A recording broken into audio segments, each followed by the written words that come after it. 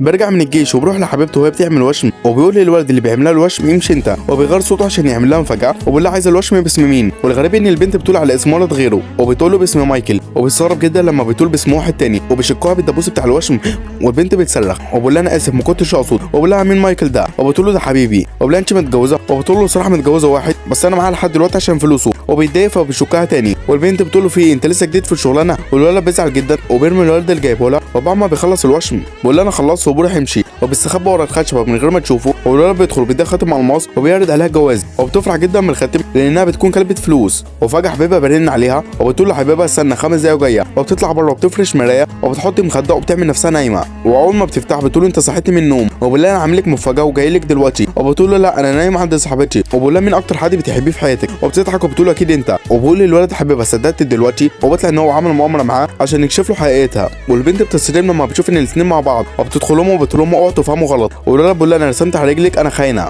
وبتتضايق جدا لما بتشوفها عشان مش هتعرف تطلعها بسهوله، والاثنين بيسيبوها وبيمشوا، وبتنده عليهم بس محدش بيرد عليها. هل شايف انها تستاهل؟